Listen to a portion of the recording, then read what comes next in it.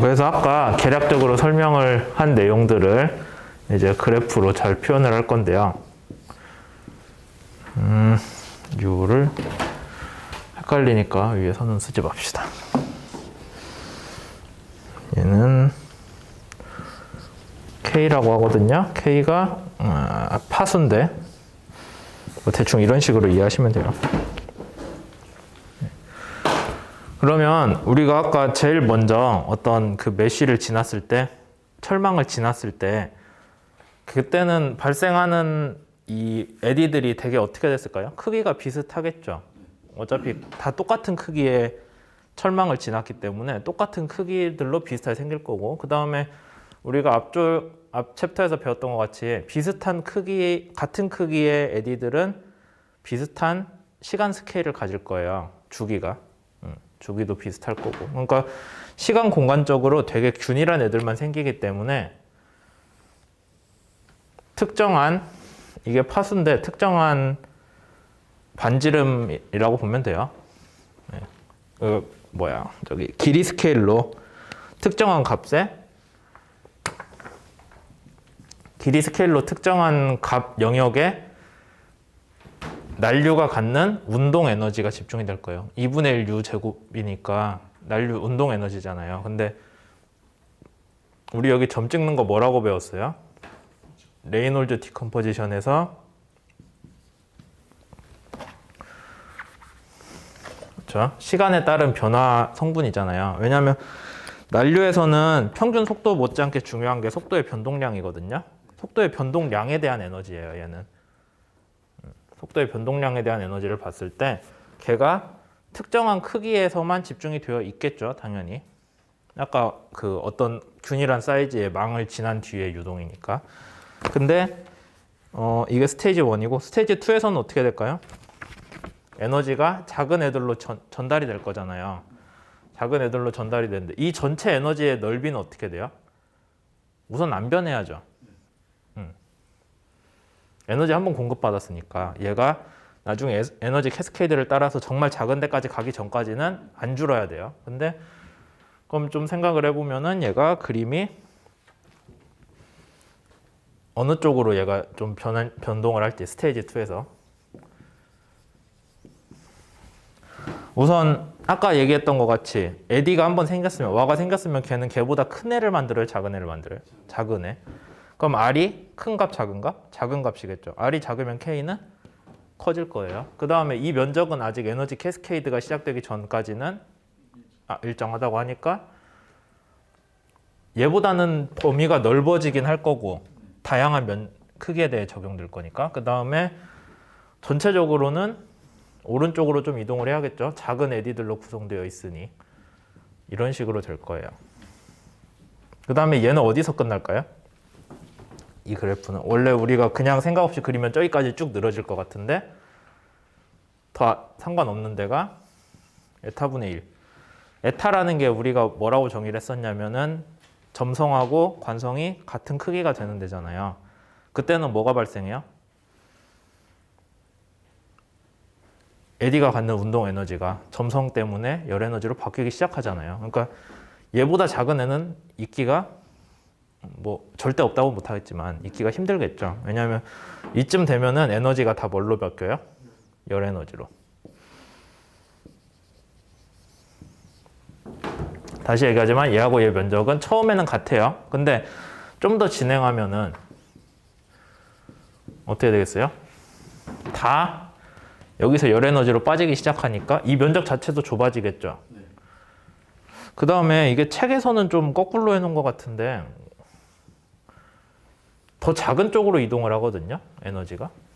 더 작은 쪽만 이제 몰려가다가 이런 식으로 해서 없어져요. 그게 정상인데 이제 책에서는 거꾸로 그려놨더라고요. 여기 더 큰 내로 에너지가 몰리는 것처럼 했는데 제가 보기에 그건 잘못 쓴 것 같고요. 이게 맞아요. 그래서 처음에 어떤 특정한 운동 에너지, 특정한 크기의 에디들이 모여서 거기에서 에너지가 집중되어 있는 것처럼 보이는데 운동 에너지가. 근데 걔가 발달을 하면서 처음에는 같은 면적으로 좀 더 넓게 퍼지다가 에너지 캐스케이드를 통해서 작은 에디들이 생성이 돼서 걔네들이 열 에너지로 변환이 되기 시작할 때부터는 이 면적 자체가 좁아지겠죠. 이런 식으로 우리가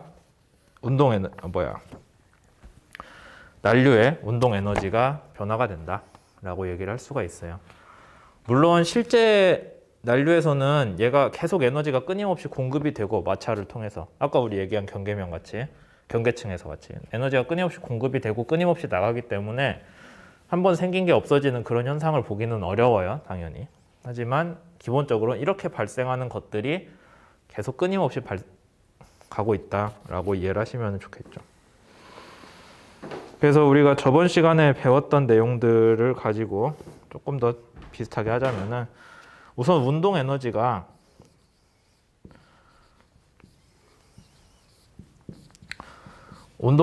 공급이 어떻게든 돼요. 벽면에서 되게 마찰을 통해서 아니면 아까 얘기한 것 같이 그 철망을 거치면서 철망이 받는 저항 곱하기 유동의 속도를 해주면 철망이 그 유동에 해준 일의 양이 되잖아요. 그 일의 양 같은 게 운동 에너지의 시간당 변화율로 들어오죠. 그러면은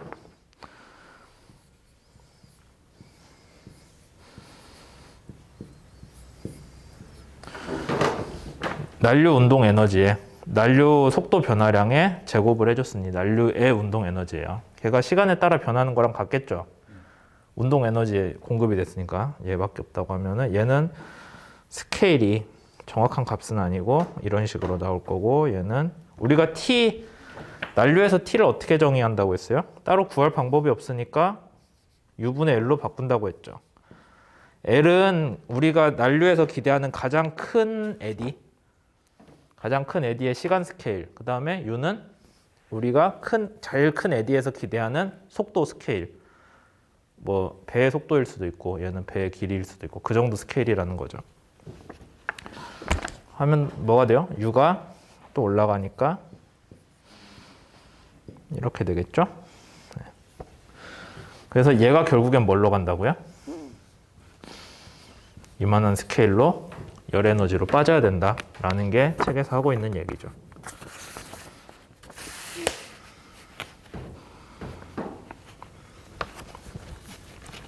몇 분 됐어요? 별로 안 됐을 것 같은데. 그래요? 다음 쪽도 할게요, 그러면. 그래서 한 번 들어온 에너지는 이렇게 열 에너지로 빠져나간다라는 게 그냥 순서대로 본 건데 얘가 꾸준히 발생한다고 하면은 우리가 뭐라고 불러야 되겠어요? fully developed and 그냥 쓸게요.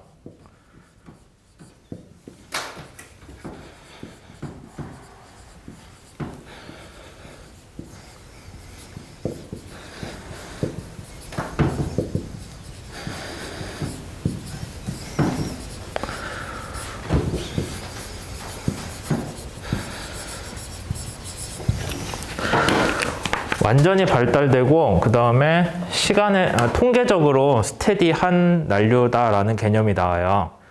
우선 완전히 발달됐다는 거는 뭐냐면은 난류의 운동 에너지 분포가 우리가 생각하는 제일 큰 스케일 뭐였어요? 여기다 쓸까? 제일 큰 스케일 L하고 U로 대응되는 제일 큰 스케일에서 제일 작은 스케일 에타 V였죠? 네. 가장 작은 길이 스케일 이게 이제 그거예요. 점성으로 에너지가 솟아낼 만한 그런 가장 작은 스케일.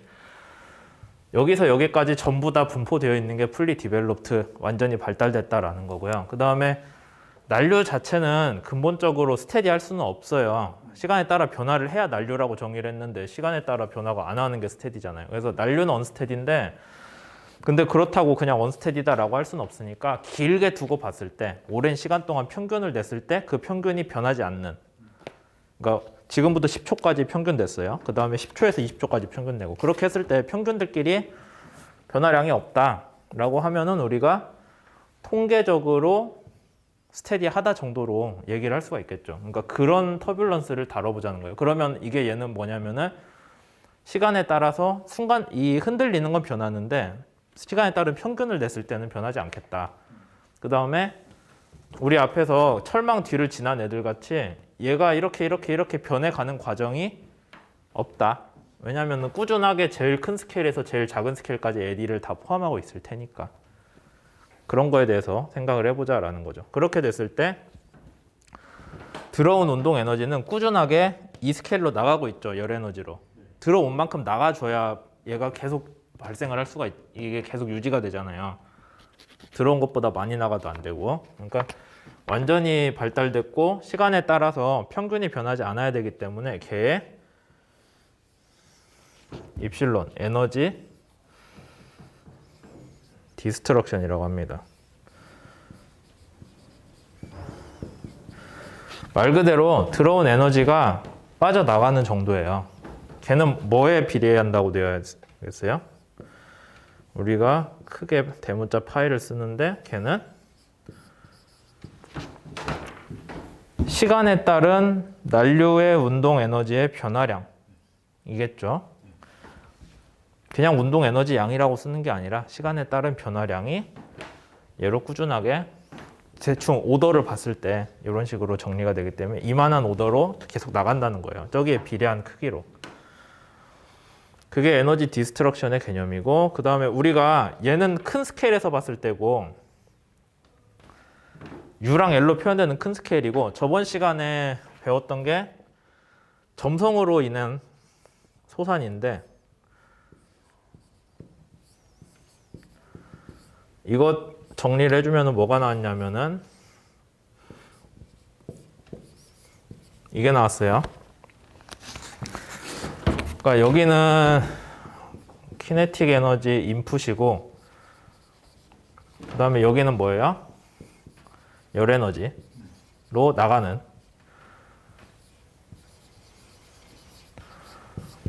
게 서로 맞아야겠다라는 거고, 여기 SIJ는 우리가 그때 했던 게 스트레인 텐서였죠.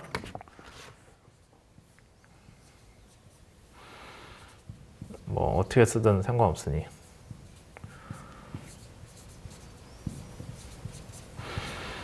이거였잖아요. 맞죠? 2분의 1 붙었나? 붙었던 것 같은데? 붙었던 것 같아요. 하여튼 이렇게 됐을 때 XI는 길이잖아요. 얘는 길이 차원, 얘는 속도 차원. 근데 제일 작은 스케일이니까 길이 차원 뭐예요? 에타. 속도 차원 V로 해서 그냥 바꿔준 거예요.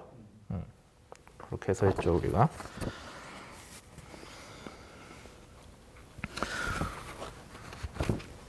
그래서 우리가 이제 생각을 하기론 한 번 들어왔던 에너지는 결국에 열 에너지로 나가는구나.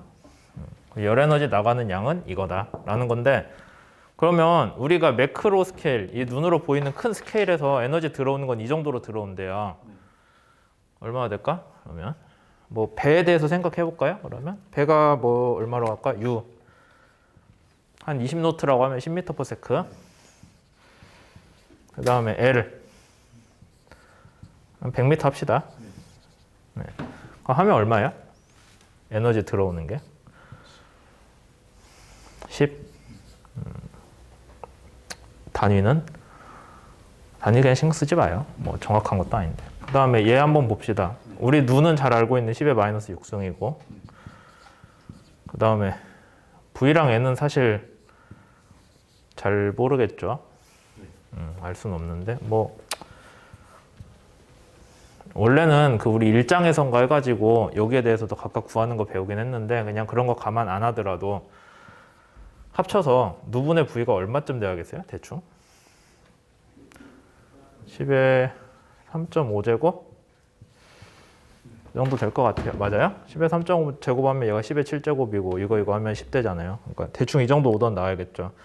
10의 3.5제곱 하면 어느 정도나 되나?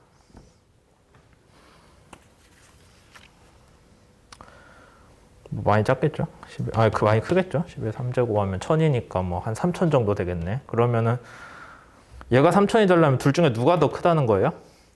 V가 좀 크긴 커요. 근데 아니면 에타가 엄청 작다는 얘기겠죠? 엄청 작은 그런 스케일에서의 소산으로 발생을 하겠다 라는 걸 알 수 있어서 이제 좀 현실적인 얘기를 하자면은, 우리가 당연히 이거 스케일은 문제없이 다룰 수 있죠. 이거는 우리가 아예 눈에 보이는 데예요. 근데 진짜 여기까지 내려갈 거냐? 왜냐하면 이거 뭐 얼마나 작은지도 모르겠는데 모르긴 모르겠는데 진짜 작을 거예요. 그럼 얘를 실험을 해서 이 스케일을 보기도 힘들고, 그 다음에 뭐 컴퓨터 시뮬레이션을 했어도 여기까지 다루긴 힘들거든요. 그러니까 우리가 이 중간 어딘가에선가 이제 끊어야 된다는 거예요. 그래서 걔보다 큰 데만 해석을 하거나 실험을 해야지. 그럼 이 밑에는 우리가 모든 케이스에 대해 해석할 필요가 없고 그냥 뭔가 간단하게 만들어가지고 대충 덮고 넘어가자라는 게 난류 연구에서 정말 중요한 그런 컨셉이 됩니다. 왜냐하면 실험하는 조건마다 다르겠지만은 통상적으로 우리가 실험하면은 길이 스케일이 진짜 잘해봐야 이제 제 입장에서 얘기를 하자면 길이 스케일이 잘해봐야 1mm 단위 정도까지밖에 못 재거든요. 1mm 사이즈 안에 있는 유동 정도는 잴 수 있어요. 요즘 시설이 좋아서. 근데 걔보다 작은 거에서 열 에너지 솟아내는 것까지는 실험에서 다룰 수가 없어요.